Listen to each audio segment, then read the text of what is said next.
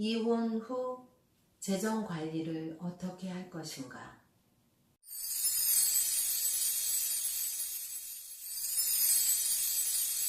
안녕하세요 여러분, 펄메이커입니다. 우리가 이혼을 하고 난 후 재정 관리를 어떻게 지혜롭게 할 것인지에 대해서 여러분과 나누어 보겠습니다. 저도 이혼을 하고 이제까지 쭉 살아오면서 가장 어려웠던 부분이 바로 이 부분이었던 것 같아요. 왜냐하면 감정적인 문제는 사실 제가 이제 혼자 겪어내는 이제 일이고, 겉으로 꼭 내가 감추려고만 하면 얼마든지 감출 수 있는 문제니까요. 그런데 그것보다 더 시급한 게 있더라는 거죠. 저희가 이 세상을 살아가려면 일단 꼭 필요한 의식주가 해결이 돼야 하고, 거기다가 또 자녀가 있는 경우면 나 혼자 같으면 어떻게 해서든지 해결해 나갈 수 있죠. 자녀가 있는 상황에서는 분명히 자녀에게 최소한의 어떤 환경들을 만들어주고 아이를 보호해야 하기 때문에 이 재정적인 문제가 사실은 너무 시급한 현실로 가장 먼저 저에게도 다가왔었습니다. 근데 저 같은 경우는 너무 없는 상태에서 제가 이혼을 하고 아이와 이제 살아남느라 정말 막 생존이 위협을 받는, 너무 그것 때문에 두렵고 도움이 절실히 필요했었는데요. 경제적인 여유가 있어서 이혼을 하신 분이라 할지라도 이 재정 문제에 대해서 자유로울 수는 없을 것 같아요. 재정이 어려웠던 분들은 그 재정을 확보하느라고 너무나 고생을 하셨지만, 또 반대로 재정이 조금 있는 분들은 또 그분들 나름대로 어려움을 많이 겪으셨더라고요.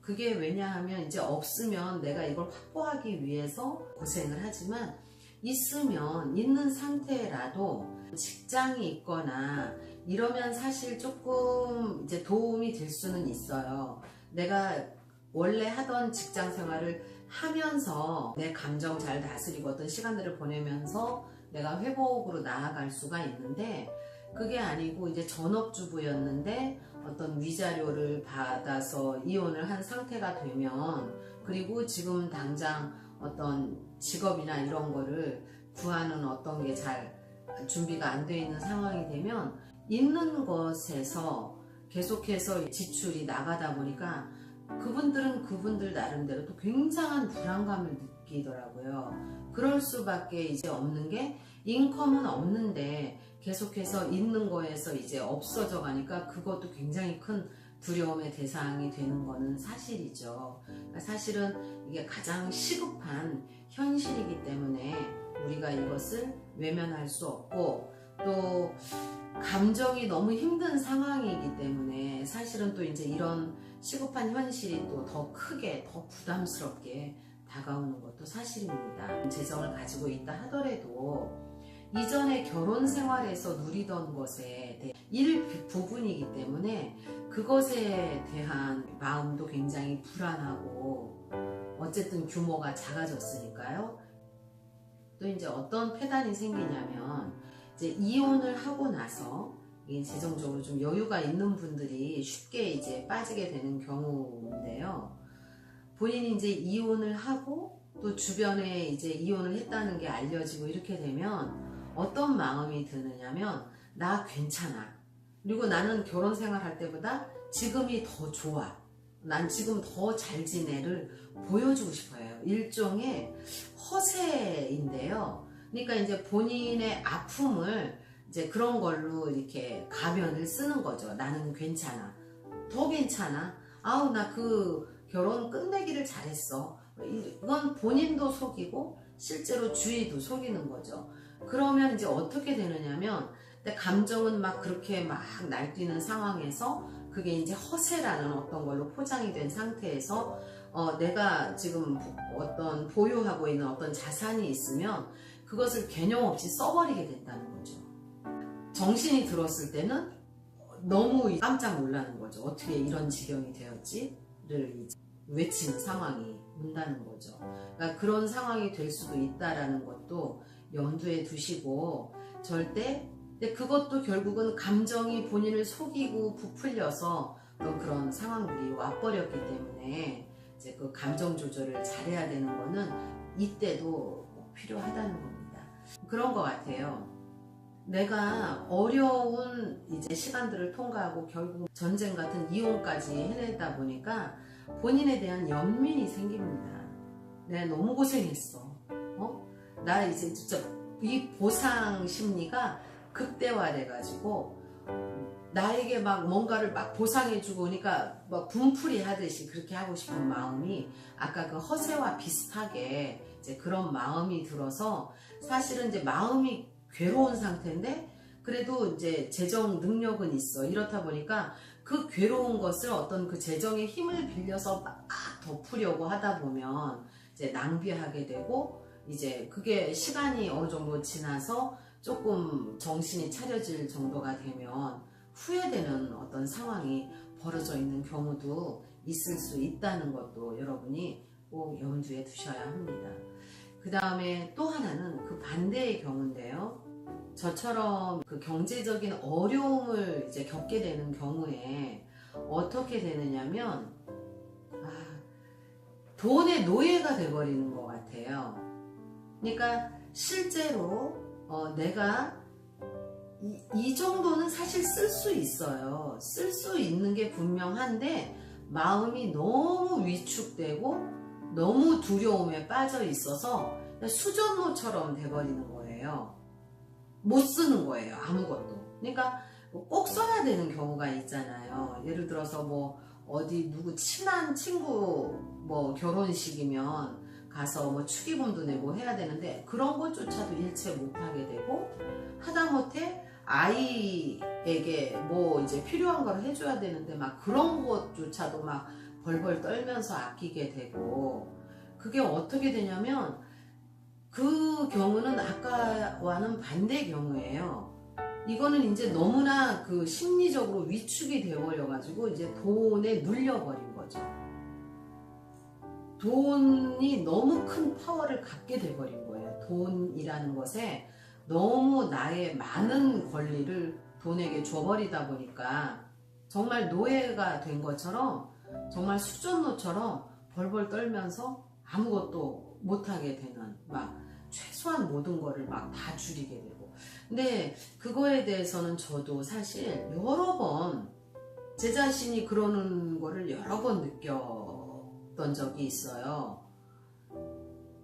너무 깜짝 놀라죠, 그럴 때는. 그러니까 자기도 모르게 그렇게 되는 거예요. 그게 이제 눌려버린 상황인 거죠. 이제 어떤 내가 두려워하는 어떤 상황이 오게 될까봐 필사적으로 어떤 돈을 모아야 되겠다라는 감정에 이제 휩싸여가지고 뭐 진짜 뭐 하나도 못 쓰게 되고 그렇게 돼버리는 경우가 저에게도 여러 번이 있었습니다. 근데 이제 다행히 저는 이혼을 하고 나서 어떤 그 심리 치료를 계속 했고, 또 공부도 했고, 또 상담도 계속해서 했고, 그런 이제 치유 과정들을 스텝 밟아가는 중이었기 때문에 이제 그럴 때 저는 힘들게 그런 것들을 교정을 했어요. 그래서 그때도 필요한 게 어떤 거였냐면, 내가 한 달에 얼마의 인컴이야, 그리고 나에게 현재 가진 돈이 얼마고 내가 한 달에 얼마의 지출이 꼭 있어야 해. 그러면 얼마 지출이 하고 나면 어느 정도의 여유가 있어. 그러면 이 여유에서 어느 정도는 미래를 위해서 저금을 하겠지만 어느 정도는 인간적인 내 자신이 또 사회생활도 해야 되고 아이도 보살펴야 하기 때문에 이런 자금 어느 정도 내에서 쓸 수 있다라는 거, 이런 것들을 구분을 했어요. 그거를 하지 않으면 무조건 이렇게 막 어디다 감춰두고 싶은 마음이 되기 때문에요. 그래서 이제 그런 거를 하고 나서 최소한 내가 어떤 경우에 내 어떤 품위 유지를 위해서 어떤 것들은 하겠다라는 거를 하고 나서, 그걸 여러 번 노력하고 나서 저도 이제 거기에서 풀려났고요.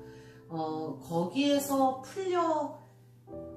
풀려나면서 제가 돈에 대해서 이제 조금 그래도 많이 자유로워졌다고 할 수가 있어요.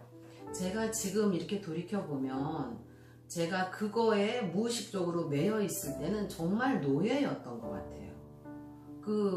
진짜 아무것도, 그러니까 진짜 그 돈이 너무 위력이 그때 있었던 상황이었고, 제가 너무 눌려 있었다는 것을 제가 나중에 알았죠. 그 다음에 돈이라는 게 그렇습니다. 저축하는 거 중요하죠. 미래를 위해서 저는 저축은 꼭 해야 된다고 생각하는데, 그 저축이라는 게 지금 현실의 내 삶을 막 희생하면서 미래를 위해서 해야 되는 거라고는 이제는 그런 생각이 들지가 않아요.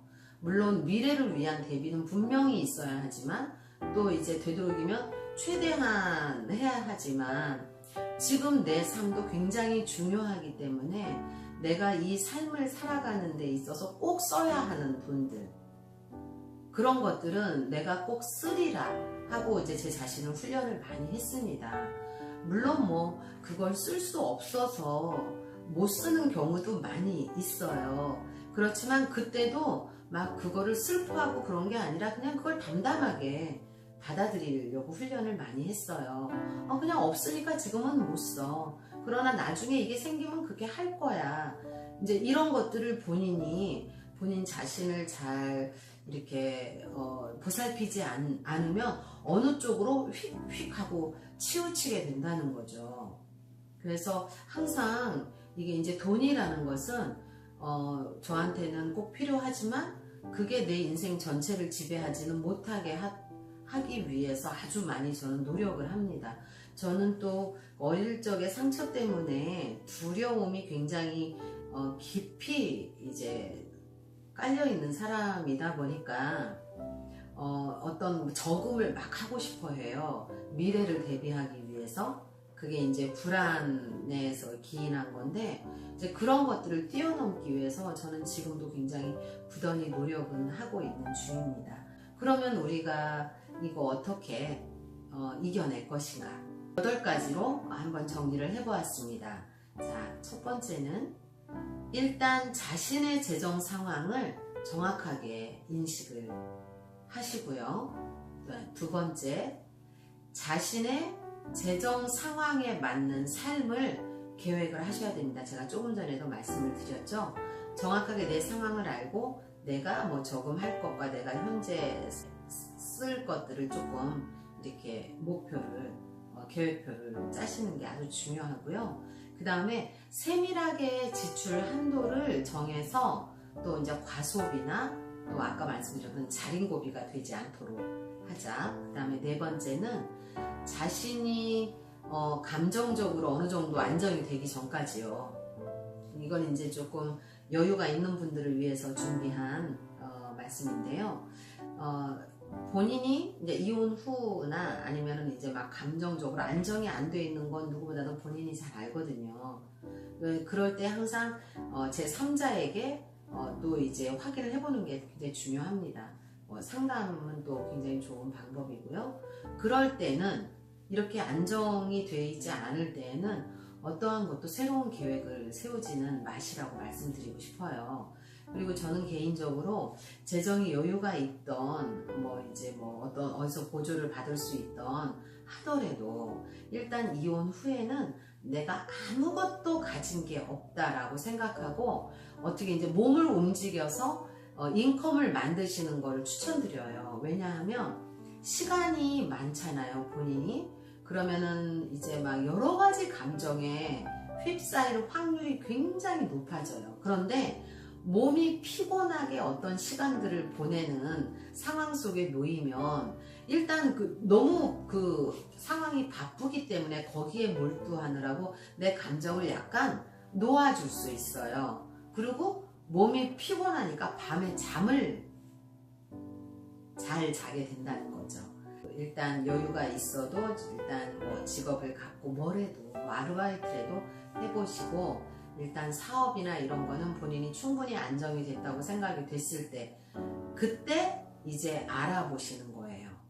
차분차분히 잘 이제 정보도 잘 알아보시고, 그리고 나서 사업을 진행을 하셔라. 뭐 투자 같은 것도 마찬가지입니다. 이제 마음이 막 다급해지기 때문에 인컴을 만들기 위해서 이게 무리하게 투자를 하게 되고 그런 경우도 있다는 거 염두에 두시고요. 5번째는 여유가 있더라도 없다고 가정하고 자신의 벌이로 치열하게 이제 살아보는 거. 뭐 바쁘게 시간 보내면 아까도 말씀드렸던 불필요한 감정에 빠지지 않아도 되고 이제 잠도 잘 자게 되고 결과적으로 이혼하고 나서 제일 중요한 게 잠을 잘 자는 건데요. 잠을 잘 주무시면 식사도 어느 정도 하실 수 있고 이제 건강을 지킬 수 있다는 것도 꼭 염두에 두시기 바랍니다. 그 다음에 이제 6번째 이제 아까 말씀드렸던 거에 중복하는데 돈은 돈일 뿐이라는 거죠. 자린고비가 돼서 관계를 망치지 말자. 그 다음에 또 내가 없는 상황 때문에 어디 가서 기죽지도 말자. 6번째로 했습니다. 자, 7번째는 자신의 행복을 위해서 쓸 돈을 따로 모아놓자.